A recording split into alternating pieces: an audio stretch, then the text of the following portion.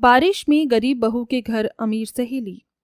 5वीं कक्षा की मीरा और करीना हाथ पकड़कर स्कूल की रिसेस में खेल रही थी। आओ मिलो, सीलो सालो, कच्चा धागा रेस लगा लो। आओ मिलो सीलो सालो, कच्चा धागा रेस लगा लो। 10 पत्ते दौड़े, एक पत्ता कच्चा, हिरन का बच्चा। हिरन गया पानी में, पकड़ा उसकी नानी ने। नानी गई लंदन, वहाँ से लाई 2 कंगन। कंगन गए टूट, नानी गई रूठ। नानी को मनाएंगे, रसमलाई खाएंगे। रसमलाई अच्छी, उसमें पाई मच्छी। मच्छी में काटा, तेरा मेरा चाटा। आउच! बहुत जोर की मार दिया तूने करीना। आउच! तूने भी तो मारा पागल, मीरा की बच्ची। हे मजा आता है ना यार इससे। हाँ यार, ये बात तो तूने बिल्कुल ठीक कही है। बारिश का मौसम हो रहा है, बारिश आने वाली है।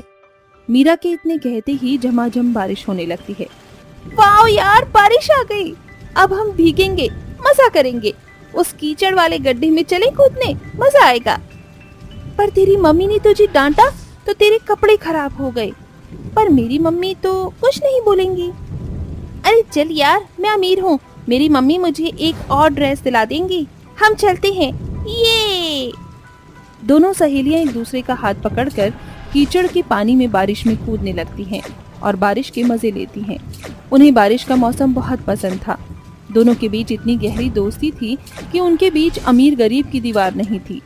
दरअसल मीरा एक गरीब परिवार से थी, उसके बावजूद भी करीना सब जानकर उसकी दोस्त बनती है। हमेशा उसका क्लास में, पढ़ाई में, खेलकूद में उसका साथ देती है। वक्त के साथ दोनों सहेलियां बड़ी हो जाती हैं।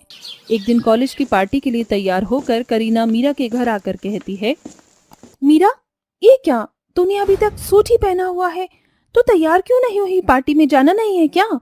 जानती है ना, फेयरवेल पार्टी में सबको आना है। हाँ यार, पर मेरे पास अच्छे कपड़े नहीं है, ये तो तू जानती है ना सैंडल है, इसीलिए मैं नहीं जाना चाहती। पुराने कपड़ों में भी जाऊंगी तो मेरी बेइज्जती हो जाएगी, इसलिए मुझे नहीं जाना। अरे तो मेरे होते हुए ऐसा कैसे सोच सकती है? तू जानती है ना, तेरी सहेली तेरे कहते ही हर चीज ले आएगी। ये कपड़े क्या चीज हैं? चल तुझे मॉल से कुछ दिला कर लाऊं। ऐसा तैयार करूंगी कि सब देखते ही रह जाएंगे। ये कहते ही करीना उसे मॉल से अच्छे कपड़े दिलाकर पार्लर से रेडी कराती है, जहाँ उसकी काया ही पलट जाती है। देखा तू, कितनी सुंदर लग रही है। कॉलेज में तेरा कोई मजाक भी नहीं उड़ा सकता। उल्टा लड़के तुझे देखकर तेरे दीवाने हो जाएंगे। वो तो है, क्योंकि ये सब मेरी बेस्टी करीना का कमाल है। अब जल्दी चल, वरना फेयरवेल पार्टी खत्म हो जाएगी, फिर कोई लट्टू भी नहीं होगा तुझ पर। दोनों फेयरवेल पार्टी में पहुंचती हैं कि निखिल और सम्राट मीरा को देखकर हैरान रह जाते हैं। ये तो अपनी कॉलेज की गरीब मीरा है ना, जरा देख तो, इसकी अमीर सहेली के कारण इसकी काया ही पलट गई। महंगी ड्रेस, महंगी सैंडल। हाँ भाई, अरे तू भूल गया क्या, इसकी अमीर सहेली ने इस पर पैसे खर्च किए हैं, तभी तो इतनी सुंदर दिख रही है। इन गरीब लोगों की फितरत ही ऐसी होती है, अमीरों के साथ दोस्ती कर बैठते हैं और उनके पैसे खाते हैं। बंद करो अपनी बकवास, बहुत बोल दिया तुम लोगों ने। ये बोलकर मीरा वहाँ से चली जाती है। ये देखकर करीना को बहुत गुस्सा आता है और वो उन दोनों को सबक सिखाती है, जिसके बाद वो दोनों माफी मांगकर पार्टी से चले जाते हैं और करीना मीरा भी पार्टी को एंजॉय करते हैं। वक्त गुजरता है, करीना अपनी पढ़ाई के लिए विदेश चली जाती है। दूसरी ओर मीरा की शादी गरीब केतन से हो जाती है, जहाँ वो बहुत खुश थी। फिर उसका बेटा डुग्गू उसकी जिंदगी में आता है, जो कि 1 साल का था।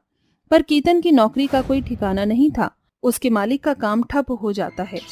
फिर एक सुबह डुग्गू रो रहा था। अली अली अली, कहाँ हुआ मेरे प्याले छी डुग्गू को? अरे क्या हुआ बहू, लल्ला इतना रो क्यों रहा है? माँ जी, इसे भूख लगी है, शायद घर में कुछ खाने को भी नहीं है। क्यों ना मैं दाल चावल मिलाकर खिचड़ी बना लूं, हम सब भी वही खा लेंगे और डुग्गू भी। हाँ बहू, ये ठीक रहेगा, और थोड़ा ज्यादा पानी डालना ताकि रात तक काम चल जाए। माँ, मुझे माफ कर दो, मैं घर का खर्चा सही से चला नहीं पा रहा, आपकी दवाई नहीं आ पा रही, और अब तो डुग्गू भी थोड़ा बहुत खाने लग गया। कोई बात नहीं बेटा, आज तू अपने मालिक से बात करना। केतन जी, आप खाना खाकर जाइएगा। नहीं मीरा, इतनी टेंशन है कि मैं चैन से बैठकर घर पर कुछ खा भी नहीं सकता। अच्छा, डुग्गू का ख्याल रखना। इतना कहकर केतन चला जाता है। फिर वो पानी वाली खिचड़ी बना देती है। दोपहर में सास बहू वही खाते हैं। खाते वक्त अचानक से मौसम बिगड़ जाता है और तेज बारिश होने लगती है, जिसके कारण उनके घर की छत से पानी टप टप करने लगता है और पानी मनोरमा की थाली में पड़ जाता है। हे भगवान, ये कैसे दिन देखने पड़ रहे हैं कि चैन से खाना भी नसीब नहीं हो रहा। अब बरसात की बूंदें हमें परेशान करेंगी। गरीबी से तो तंग ही हो गए हैं। माँ जी, इधर खाना खा लीजिए, मैं यहाँ पर पतीला रख देती हूँ, गीला नहीं होगा फर्श। शाम को केतन घर पर वापस आता है तो जगह जगह पतीले और बाल्टी रखा हुआ देखकर कहता है, ये क्या, अब हमें इस चीज से भी जूझना पड़ेगा। घर की मरम्मत के लिए भी 2-4 हजार तो चाहिए ही चाहिए। बहुत बदनसीब महसूस हो रहा है मीरा। केतन, आप परेशान मत हो, बस कुछ दिन की कठिनाई है ये।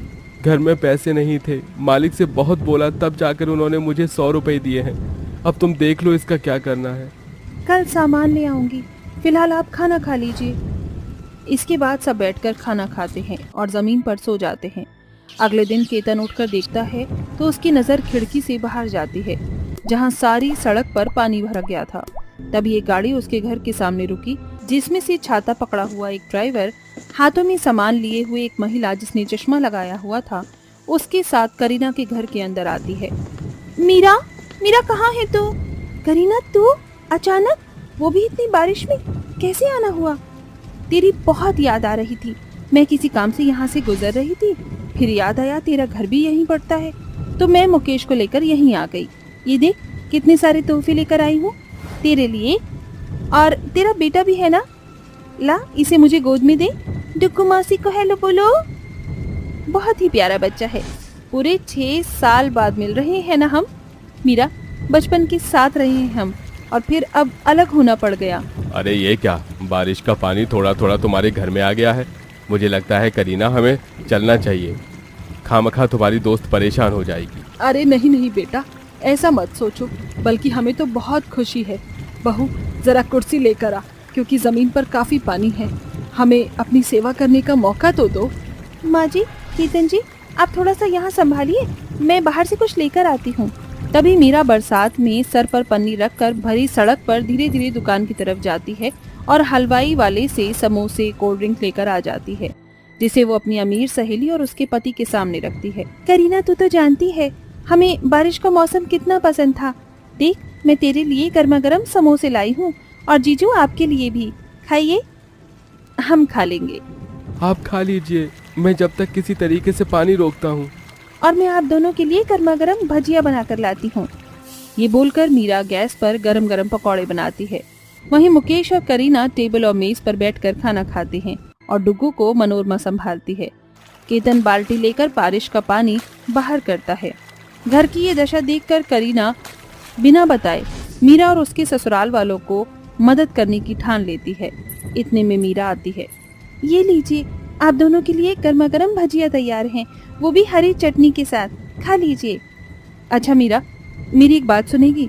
मेरी सास यहाँ पर नहीं है और यहाँ बारिश भी बहुत है, तो क्यों ना आप सब लोग कुछ दिन के लिए मेरे घर पर आ जाओ।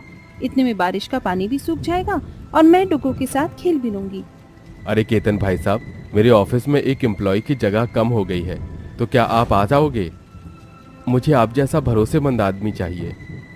सच में आपको अपनी कंपनी में ज़रूरत है तो मैं आपका सुझाव स्वीकार करता हूँ। जब तक मैं भी इस घर की मरम्मत करवा लूँगा, बारिश के पानी से खराब हो गया है। हाँ हाँ बिल्कुल जीजू। मीरा, आजा बैठ जा, तू भी मेरे साथ चाय पकौड़े खाकर बातें करना। हाँ हाँ बिल्कुल। ये सुनकर दोनों सहेली खूब एक दूसरे से बहुत देर तक बातें करती हैं। बारिश का बहाव भी कम हो जाता है और कुछ दिनों बाद करीना अपनी गरीब सहेली के परिवार को अपने घर पर रखती है। इतने में उसके घर की मरम्मत हो जाती है और केतन मुकेश की कंपनी में काम करके अपने घर की परिस्थिति धीरे धीरे बेहतर कर लेता है और वो सब खुशी खुशी